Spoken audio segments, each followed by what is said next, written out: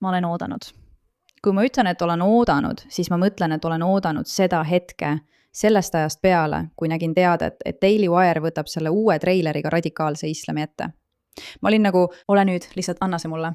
Ja see ilmus eile ning ma ootasin, et seda vaadata, et saaksin seda koos teiega otseülekandes vaadata. Ma olen nii elevil selle pärast. Ja muidugi, selle uue teadaandega saab Daily Wire islamistidelt kriitikat, kellele see üldse ei meeldi.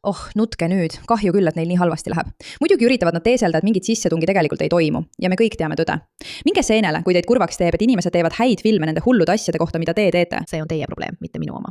Igatahes, tere tulemast The Pushbacki, mina olen siin.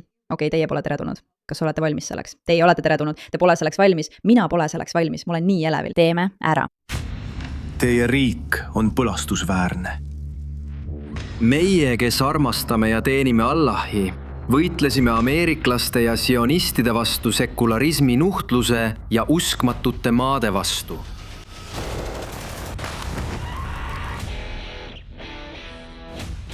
Kas keegi kuulab homme kapten Saundersit? Seda erru läinud Delta Force'i sõdurit, kellel on uus raamat väljas. Ta on täielik vastand neile ajusurnud protestijatele. Arvestades praegust olukorda, kas Clay Saundersit peaks üldse ülikooli linnakusse lubama? Härra Saunders on kantsler Friedmani lähedane isiklik sõber. See on otsus, mida ma ei saa eirata. On 3 viisi, kuidas islam vallutab lääne. Läbi immigratsiooni, meie naiste üsade kaudu ja kasutades meie riigi vabadusi meie enda vastu. Kas sa paned tähele?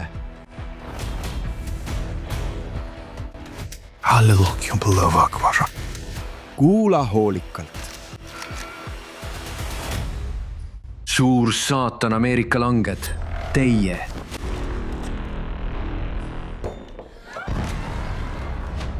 Oled usmatud. Naiste kehad ei ole puhtad ja meeste hinged on rüvedad.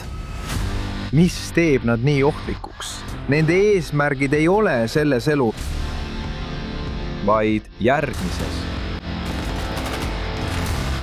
Mis? Mul on siin sõbrad, ma ei saa lihtsalt lahkuda.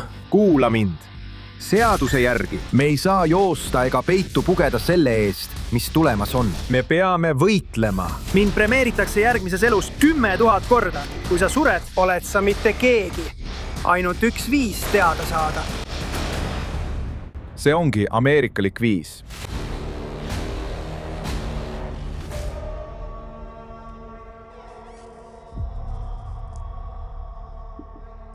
Ainus, mida ma öelda saan, on see, et 16. september ei jõua piisavalt kiiresti kätte. Ma mõtlen, kui palju asju selles treileris juhtus peale selle, et tundus, nagu ma vaataksin, ma ei tea, nagu 22 Jump Street treilerit ja siis läks asi väga-väga tõsiseks. See lõi mu pahviks.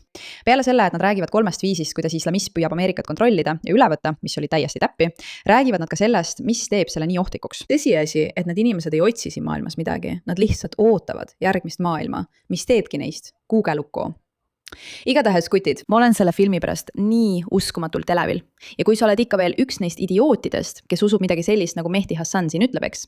Nii et kutid, vaadake seda. Raske on välja mõelda midagi veel eelarvamuslikumat, islamofoobsemat ja klišeelikumat treilerit kui see siin. Samuti on Hollywood keeldunud rääkimast radikaalse islami lugu. Kas Shapiro on hull või lihtsalt manipuleerib? Moslemid on olnud Hollywoodis peamised kurikaelad aastakümneid, isegi enne 11. septembrit. Huvitav, hea teada, keda huvitab. Ausalt öeldes ei huvita kedagi, mida Mehdi arvab, sest kui ta tõesti arvab, et keegi meist ei näe, et see, mis toimub, on tegelikult hea asi. Film sellest, kuidas hullumeelsuse vastu seista. Igav. Aga kui sa oled ikka veel üks neist inimestest, kes ei usu, et oht on päris ja arvab, et see on lihtsalt liialdatud asi, kuulge, see on video, mida sa peaksid ilmselt järgmisena vaatama. Teatud tõestus võiks öelda Koraani enda imede ja hiilguse kaudu, et nad tõepoolest tahavad vallutada Ameerikat. Tere tulemast uue sarja esimesse päeva, mida ma hakkan tegema. Asjad, mida moslemid ei taha, et sa teaksid, et nende religioon käsib neil seda teha. Jah. Tänases osas tõestan, et islam tahab sinu riiki vallutada. Islam jõuab igasse majapidamisse. Inshallah.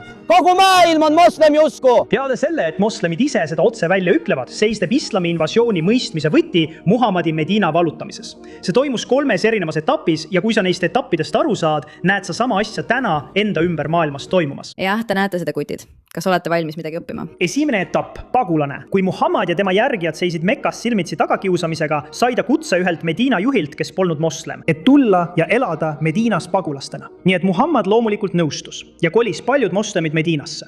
Täna näeme sama asja Euroopas ja Ameerika Ühendriikide osades, kus moslemid tulevad meie piiridele pagulastena ja rumalad, mõtlemisvõimetud poliitikud lasevad nad sisse. Teine etapp, mõjuvõimu kasvatamine. Kui Muhammad oli Medinasse jõudnud, hakkas ta ehitama mošeesid. Ta hakkas looma moslemi linnaosasid. Ta hakkas Medina kodanike islami usku pöörama. Ta tõrjus välja teised usurühmad ja kasvatas moslemite arvu märkimisväärselt. Täna läänes näeme seda kõikjal, eriti sellistes kohtades nagu Ida-London ja Dearborn, Michiganis, kus igal tänavanurgal on mošee, mis valjuhäälselt palvekutset esitab ja piirkonna mittemoslemeid häirib. On piirkondi, kuhu mittemoslemid ei tohiks minna ja kõige levinum poisslapse nimi on Muhammad. 3. etapp, ülevõtmine. Nad pole veel täielikult kohal, aga peaaegu on. Pärast moslemi elanikkonna loomist Medinas võttis Muhammad lõpuks poliitilise võimu üle. Lisaks sellele, et ta ise võimu hoidis, määras ta lugematul hulgal moslemeid võimupositsioonidele üle kogu Medina. Toon taas näiteks Londoni ja Dearborni, Michigani, sest linnapeade nimed on Sadiq Khan ja Abdullah Hamoud. Ma ei usu kindlasti, et mõni eakas michiganlane või inglise vanaema oleks hääletanud inimeste poolt, kelle nimed on sellised. Nüüd võivad mõned madala IQ-ga inimesed või eitajad seda 3-etapilist plaani eitada, seega toon tõendiks Liibanoni.